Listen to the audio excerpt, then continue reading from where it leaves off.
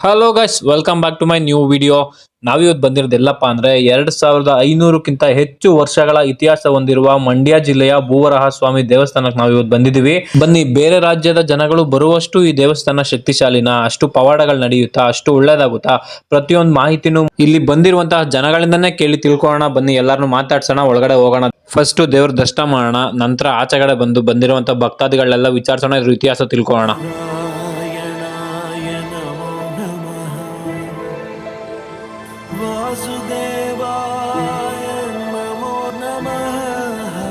ನೋಡಿ, ನಾನು ಇವತ್ತು ಫ್ಯಾಮಿಲಿ ಜೊತೆ ಭೂವರಾಹ ಸ್ವಾಮಿ ದೇವಸ್ಥಾನಕ್ಕೆ ಬಂದಿದ್ದೀವಿ. ಇದರೋದು ಮಂಡ್ಯ ಜಿಲ್ಲೆಯಲ್ಲಿ. ಮಂಡ್ಯ ಜಿಲ್ಲೆಯಿಂದ ನಿಮಗೆ KR ಪೇಟೆ ಕಡೆ ಬರಬೇಕಾದ್ರೆ ಕಲ್ಲಳ್ಳಿ ಅಂತ ಸಿಗುತ್ತೆ. ಇದು ಆಲ್ಮೋಸ್ಟ್ ಒಂದು 2500 ವರ್ಷಕ್ಕಿಂತ ಜಾಸ್ತಿ ಇತಿಹಾಸ ಈ ದೇವಸ್ಥಾನಕ್ಕಿದೆ. ಇದು ಉದ್ಭವ ಮೂರ್ತಿ ಆಗಿರೋದ್ರಿಂದ ಇಲ್ಲಿ ಜನ ಜಾಸ್ತಿ ಬರ್ತಾರೆ. ನಿಮಗೆ ಮನೆ ಕಡೆ ಏನೇ ಸಮಸ್ಯೆ ಇರ್ಬೋದು, ನಿಮಗೆ ಕೋರ್ಟಲ್ಲಿ ಆಗಿರ್ಬೋದು, ಭೂಮಿ ಆಗಿರ್ಬೋದು, ಸೈಟ್ಗಳಾಗಿರ್ಬೋದು, ಮತ್ತೆ ಮನೆ ಕಟ್ಟಬೇಕು ಅಂತ ನೀವು ಅಂದ್ಕೊಂಡ್ರೆ ನೀವು ಇಲ್ಲಿ ದೇವಸ್ಥಾನಕ್ಕೆ ಬಂದು ಇಲ್ಲಿ ಮಣ್ಣು ಮತ್ತೆ ಇಟ್ಕೆ ತಗೊಂಡೋಗಿ ಪೂಜೆ ಮಾಡಿ. ನೀವು ಆಲ್ರೆಡಿ ಕನ್ಸ್ಟ್ರಕ್ಷನ್ ಸ್ಟಾರ್ಟ್ ಮಾಡಿದ್ರೆ ನೀವು ಇಲ್ಲಿ ಇಟ್ಕೆ ತಗೊಂಡೋಗಿ ಅಲ್ಲಿ ಅದಕ್ಕೆ ನೀವು ಕನ್ಸ್ಟ್ರಕ್ಷನ್ಗೆ ಆ್ಯಡ್ ಮಾಡಿ ಪೂಜೆ ಮಾಡ್ಬೋದು. ಮತ್ತೆ ನೀವು ಇನ್ನೂ ಕನ್ಸ್ಟ್ರಕ್ಷನ್ ಸ್ಟಾರ್ಟ್ ಮಾಡಿಲ್ಲ ಅಂತ ಅಂದರೆ ನೀವು ಇಲ್ಲಿ ಮಣ್ಣು ತಗೊಂಡೋಗಿ ಇಲ್ಲಿ ಪೂಜೆ ಮಾಡ್ತಾರೆ. 200 ರೂಪೀಸ್ ಕೊಟ್ಟು ಪೂಜೆ ಮಾಡಿ ನೀವು ಇಲ್ಲಿ ಮಣ್ಣು ತಗೊಂಡೋಗಿ ನೀವು ಪಾಯಕ್ಕೆ ಮಣ್ಣು ಹಾಕಿದ್ರೆ ಪೂಜೆ ಮಾಡ್ಕೊಂಡು ಹೋಗ್ಬೋದು. ನೀವು ಇಲ್ಲಿ ನೋಡಿ, ನೀವು ಹೊರಗಡೆ ಮಣ್ಣು ತಗೊಂಡ್ಬಂದಿರ್ತೀರಲ್ವಾ, ಮಣ್ಣ ತಗೊಂಡ್ಬಂದಿಲ್ಲ ಒಳಗಡೆ 200 ರೂಪೀಸ್ ಕೊಟ್ಟು ಟಿಕೆಟ್ ತಗೊಂಡು ಇಲ್ಲಿ ಬಂದ್ರೆ ಪೂಜೆ ಮಾಡ್ಕೊಡ್ತಾರೆ. ಅದ್ರ ಬಗ್ಗೆ ಕಂಪ್ಲೀಟ್ ಆಗಿ ತಿಳಿಸ್ಕೊಡ್ತಾರೆ. ಬನ್ನಿ ನೋಡೋಣ. ವೃತ್ತಿಕಾ ಪೂಜೆ ಆಗಿದೆ. ನಿಮ್ಮ ವೃತ್ತಿಕಾ ಪೂಜೆ ಆಗಿರೋ ಮಣ್ಣನ್ನ ಮನೆಗೆ ತಗೊಂಡೋಗಿ ಒಂದು ಗುಲಾಬಿ ಬಟ್ಟೆನ ಅರಸು ಬಟ್ಟೆಯಾಗಿ ಮಾಡಿ, ಅರಸು ಬಟ್ಟೆ ಒಳಗಡೆ ನಿಮ್ಮ ವೃತ್ತಿಕಾ ಮಣ್ಣನ್ನ ಹಾಕಿ ಕಟ್ಟಿಟ್ಟು ದೇವರ ಮನೆಯಲ್ಲಿ ಇಟ್ಕೊಂಡು ಪೂಜೆ ಮಾಡಬೇಕು. ನಿಮ್ಮ ಕೆಲಸ ಕಾರ್ಯ ಏನ್ ಆಗಬೇಕು ಅಂತ ಬಂದು ಪೂಜೆ ಮಾಡಿಸ್ತಾ ಇದ್ರ ಆ ಕೆಲಸ ಕಾರ್ಯ ಆಗೋವರೆಗೂ ದೇವರ ಮನೆಯಲ್ಲಿ ಇಟ್ಕೊಂಡು ಪೂಜೆ ಮಾಡಿ. ಕೆಲಸ ಕಾರ್ಯ ಆದ ನಂತರ ಮತ್ತೆ ಬನ್ನಿ, ದೇವರ ದರ್ಶನ ಮಾಡಿ ದೇವರಿಗೊಂದು ಹರಕೆ ಕಾಣಿಕೆಯನ್ನು ಸಲ್ಲಿಸಿ ಇಲ್ಲಿಂದ ಹೋದ ಮೇಲೆ ಆ ವೃತ್ತಿಕಾ ಮಣ್ಣನ್ನ ತುಳಸಿ ಕಟ್ಟೆಗೆ ವಿಸರ್ಜನೆ ಮಾಡಬೇಕು, ಬೇರೆ ಎಲ್ಲೋ ಹೋಗಬಾರದು. ಇಟ್ಟಿಗೆ ತಂದಿರೋರು ಒಂದ್ ಇಟ್ಟಿಗೆನ ನಮ್ಮ ದೇವಸ್ಥಾನದ ಬಲಭಾಗದಲ್ಲಿ, ಮತ್ತೊಂದು ಇಟ್ಟಿಗೆ ತಗೊಂಡೋಗಿ ನೀವು ಮನೆ ಕಟ್ಟುವಾಗ ಈಶಾನ್ಯ ಭಾಗದ ಗೋಡೆಯಿಂದ ಸ್ಟಾರ್ಟ್ ಮಾಡಿಸಿ ಕಟ್ಟಿಸ್ಬೇಕು. ಮತ್ತೆ ಯಾರು 11 ಪ್ರದಕ್ಷಿಣೆ ಹಾಕ್ತಾರೆ ಬಂದು ಪೂಜೆ ಮಾಡಿಸ್ತಾ ಇದ್ರ ಅವರು 11 ಕಂಪ್ಲೀಟ್ ಮಾಡ್ಕೊಂಡು ಹೋಗ್ಬೇಕು, ಹಾಗೆ ಹೋಗ್ಬಾರ್ದು. ಈಗ ವೃತ್ತಿಕಾ ಪೂಜೆ ಆಗಿರೋ ಮಣ್ಣನ್ನ ತಗೊಂಡು ಒಳಗಡೆ ಹೋಗಿ ವರಹ ಸ್ವಾಮಿಯವರ ದರ್ಶನ ಮಾಡಬೇಕು. ಸ್ವಾಮಿಗಳೇ, ಯಾವೂರವರು? ಯಾವೂರವರು? ಗೋವಿಂದ. ಇದೇ ಊರಾ? ಏನ್ ನಿಮ್ ಹೆಸರು? ದಾಸ್ಯ. ಹಾ, ದಾಸಯ್ಯ ಅಂತನಾ? ಏನ್ ದೇವಸ್ಥಾನದ್ದು ಇಷ್ಟ್ರಿ? ಎಲ್ಲ ಮಣ್ಣಿಂದ ಇಲ್ಲಿ ವ್ಯವಹಾರ ಮಣ್ಣು ಇಟ್ಟಿಗೆ, ಮನೆ ಕಟ್ಟವ್ರ ಇಟ್ಟಿಗೆ, ಕೋರ್ಟು ಕಚೇರಿ ವ್ಯವಹಾರ, ಹಣ ಕಾಸಿನ ತೊಂದ್ರೆ, ಮದುವೆ ಆಗೋದು, ಮಕ್ಕಳ ವಿದ್ಯಾಭ್ಯಾಸಕ್ಕೆಲ್ಲ ಮಣ್ಣು ತಗೊಂಡ ಮನೆ ಕಟ್ಟಕ್ಕೆ ಮಣ್ಣು ತಗೊಂಡೋಗಿ ಪೂಜೆ ಮಾಡ್ಕೊಂಡೋಗಿ ಮನೆ ಕಟ್ಟಿ ಇದ್ ಮಾಡ್ತಾರೆ. ಇಟ್ಕೆ ತಗೊಂಡೋಗೋದೇನ್ಕೆ? ಮನೆ ಕಟ್ಟಕ್ಕೆ ಇಟ್ಟಿಗೆ ತಗೊಂಡೋಗೋದು. ಇನ್ನು ಬೇರೆ ಅಂಗಡಿ ಬಿಸಿನೆಸ್ ಆಗ್ಲಿ, ಮಕ್ಕಳ ವಿದ್ಯಾಭ್ಯಾಸ ಆಗ್ಲಿ, ಮದುವೆ ಮಾಡ್ಬೇಕಾಗ್ಲಿ, ಇನ್ ಯಾವ ಹಣಕಾಸಿನ ತೊಂದ್ರೆ ಇದ್ರೆ ಎಲ್ಲ ಮಣ್ಣಿಂದ ತಗೊಂಡೋಗಿ ಎಲ್ಲ ಬಗೆಹರಿಯುತ್ತೆ. ಊಟ ಮಾಡಿದ್ರಾ? ಯಾವ ಕಡೆ ಇರೋ? ಬೆಂಗಳೂರು. ದೇವರು ನಿಮ್ಗೆ ಆರೋಗ್ಯ ಬಾಚ್ಬೇಕಲ್ಲಿ, ನಿಮ್ಗೆ ಒಳ್ಳೇದಾಗ್ಲಿ, ಹೋಗುತ್ತೆ. ಗೋವಿಂದ. ಆಂಟಿ ಎಲ್ಲ ಊಟ ಮಾಡಿದ್ರಾ? ದೇವ್ರಿಗ ಹಾಕಕ್ಕ? ದೇವ್ರಿಗೆ ಇಲ್ಲಿಂದಾನೆ ಹಾರ ಕಟ್ಬಿಟ್ಟು ಹೊರಗಡೆ ಎಲ್ಲೂ ತರಲ್ಲ, ನೀವೇ ಕೈಯಿಂದ ಕಟ್ಟಿ ಇಲ್ಲಿ ಒಳಗಡೆಗೆ ಹಾಕದಾ? ಎಲ್ಲ ಅವ್ರ ಮನೆ ಕಟ್ಟಲು ಬೇಗ ಈಡೇರುತ್ತೆ. ಸೈಟ್ಗಳು, ಕೋರ್ಟ್ ವಿಚಾರ, ಪ್ರತಿಯೊಂದು ಮಣ್ಣಿಂದಾನೇ. ಏನೇ ಇರ್ಲಿ ಎಲ್ಲ ಮಣ್ಣಿಂದ ತಗೊಂಡೋಗಿ ಮನೇಲಿ ಪೂಜೆ ಮಾಡ್ಬೇಕು. ನೀವೆಲ್ಲ ಇಲ್ಲೇ ಅವ್ರೇನಾ? ನಾವೆಲ್ಲ ಇಲ್ಲ. ಎಷ್ಟು ವರ್ಷದಿಂದ ಕೆಲಸ ಮಾಡ್ತಿದಾರೆ ಎಲ್ಲ ಇಲ್ಲಿ? ನಾವು ಈಗ ರೀಸೆಂಟ್ ಆಗಿ 2 ವರ್ಷ. 2 ವರ್ಷದಿಂದನಾ? ಕೆರೆಯಲ್ಲೇ ನೀರೇನಿಲ್ಲ ಅಲ್ವಾ ಇವಾಗ ಜಾಸ್ತಿ? ಇಲ್ಲ ಅಣ್ಣ, ಇನ್ನೂ ಬಿಟ್ಟಿಲ್ಲ. ನೀರು ಹೇಮಾವತಿ ನೀರು ಬಿಟ್ರೆ ಅಷ್ಟೇ ತುಂಬದ ಇದು? ಹೌದು. ಒಂದು 6-7 ವರ್ಷಗಳಿಂದ ಕನ್ಸ್ಟ್ರಕ್ಷನ್ ಮಾಡ್ತಾನೆ ಇದಾರೆ. ಇದಿರೋದು ಏನಪ್ಪಾ ಅಂದ್ರೆ ಹೇಮಾವತಿ ನದಿ ಪಕ್ಕ ಆಗಿರೋದ್ರಿಂದ ನೀರಿನ ವ್ಯವಸ್ಥೆ ಎಲ್ಲ ತುಂಬಾ ಚೆನ್ನಾಗಿದೆ. ಮತ್ತೆ ಇನ್ನೊಂದೇನು ವಿಶೇಷತೆ ಅಂದ್ರೆ ಇಲ್ಲಿ ದಾಸೋಹ ಮಾಡ್ತಾರೆ. ಬೆಳಗ್ಗೆಯಿಂದ ಸಂಜೆ 6:30ವರೆಗೂ ಕೂಡ ಕಂಟಿನ್ಯೂಸ್ ಆಗಿ ಊಟದ ವ್ಯವಸ್ಥೆ ಇರುತ್ತೆ.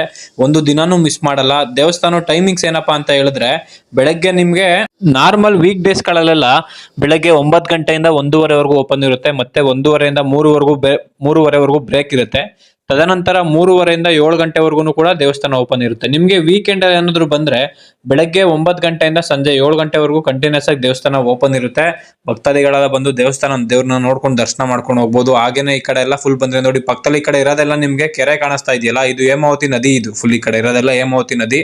ಇಲ್ಲೇ ನಿಮ್ಗೆ ಏನು ಇಟ್ಕೆಗಳಾಗಿರ್ಬೋದು, ಮಣ್ಣಾಗಿರ್ಬೋದು, ಪ್ರತಿಯೊಂದನ್ನು ಇಟ್ಕೆಗಳನ್ನ ಮಾರ್ತಾ ಇರ್ತಾರೆ. ದೇವಸ್ಥಾನದ ಬಲಭಾಗದಲ್ಲಿ ನಿಮ್ಗೆ ಇಟ್ಕೆಗಳು ಸಿಗ್ತವೆ. ಅಲ್ಲಿ ಇಟ್ಕೆಗಳನ್ನ ತಗೊಂಡೋಗಿ ಮತ್ತೆ ಮಣ್ಣುಗಳು ಸಿಗುತ್ತೆ. ಮಣ್ಣ ತಗೊಂಬಂದು ನೀವು ಇಲ್ಲಿ ಪೂಜೆ ಮಾಡಿಸ್ಕೋಬೇಕು. ಪೂಜೆ ಮಾಡಿಸ್ಕೊಂಡು ತಗೊಂಡ್ ಹೋಗ್ಬೇಕು.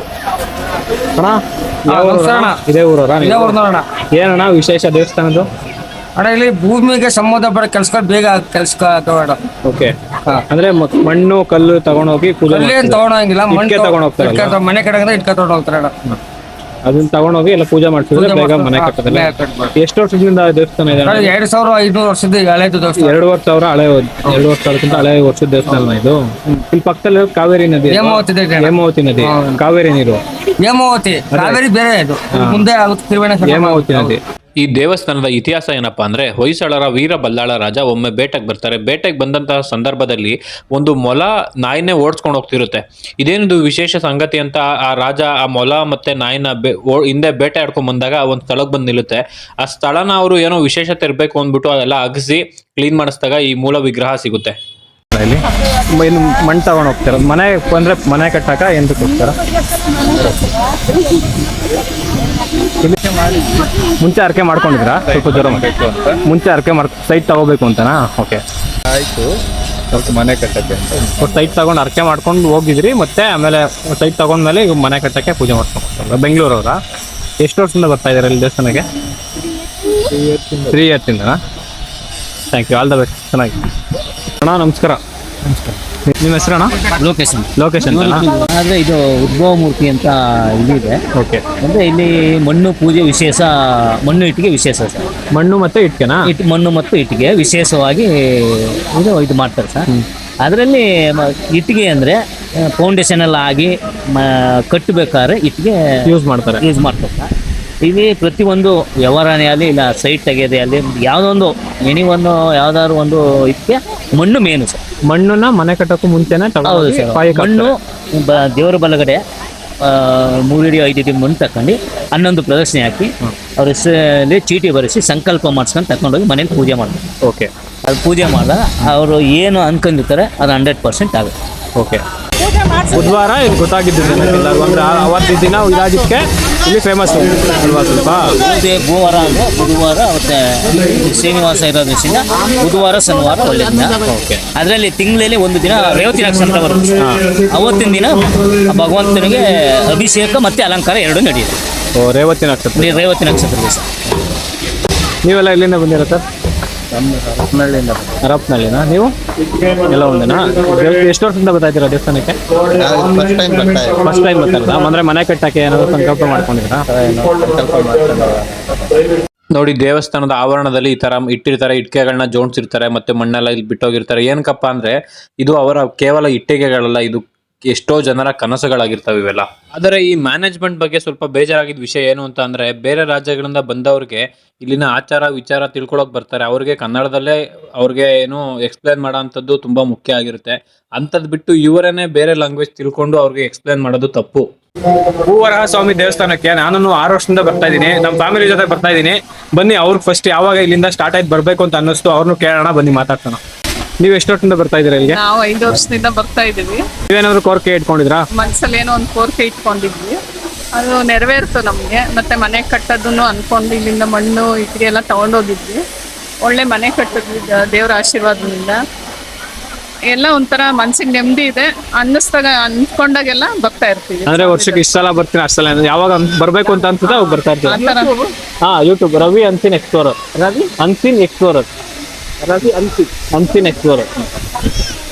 ಯಾವಾಗ ಬರ್ಬೇಕು ಅನ್ಸುತ್ತೆ ಅವಾಗ ಬರ್ತಾ ಇರ್ತೀರಾ? ಯಾವಾಗ ಮನ್ಸಿಗೆ ದೇವಸ್ಥಾನಕ್ಕೆ ಇಲ್ಲಿ ಭೂವಾರ ಸ್ವಾಮಿಗೆ ದರ್ಶನಕ್ಕೆ ಹೋಗ್ಬೇಕು ಅಂತ ಮನ್ಸಿಗೆ ಅನ್ಸುತ್ತೋ ಅವಾಗ ಬಂದ್ಬಿಡ್ತೀವಿ. Okay, thank you. తెలుగు నమస్కారం అండి. మేము హైదరాబాద్ నుండి వచ్చాము. 6 మెంబర్స్ని. ఇక్కడ భూ వరాహ స్వామి భగవంతుడి అద్భుతమైన మహత్యం ఉందని తెలుసుకొని హైదరాబాద్ నుండి వచ్చాము. మేము హైదరాబాద్ సర్నగర్ నుంచి వచ్చినాము. ఇక్కడ ఈ భూవరాహ స్వామి గుడిలో ఈ పూజ చేయిస్తే, ఇటుక పూజ చేయిస్తే అది మంచి అవుతున్నదని చాలా మంది తెలిసి మేము అందరం కలిసి వచ్చినాము. ఒక 5-6 కలిసి వచ్చినాము మా family members. First time first time. ఇంత ముందు మా కూతురు వచ్చింది, మొక్కుకున్నది, ఇల్లు 4 అంతస్తుల ఇల్లు కట్టుకున్నది. మేమందరం 1 year లో 4 ఫ్లోర్లు కట్టుకున్నాం. మా అక్కయ్య కూతురు. నమ్మకం, చాలా నమ్మకం ఇక్కడ. Thank you very much. Thank you so much guys. ನೋಡಿದ್ರಲ್ಲ ಇವತ್ತಿನ ನಮ್ಮ ಈ ಭೂವರಾಹ ಸ್ವಾಮಿ ವಿಡಿಯೋನ. ಎಲ್ಲರೂ ಫಾಲೋ ಮಾಡ್ಕೊಳ್ಳಿ, ಸಬ್ಸ್ಕ್ರೈಬ್ ಮಾಡ್ಕೊಳ್ಳಿ, ಹಾಗೆ ಶೇರ್ ಮಾಡಿ ವಿಡಿಯೋನ. ಸಿಗೋಣ ಮುಂದಿನ ವಿಡಿಯೋದಲ್ಲಿ. Thank you so much. Bye bye.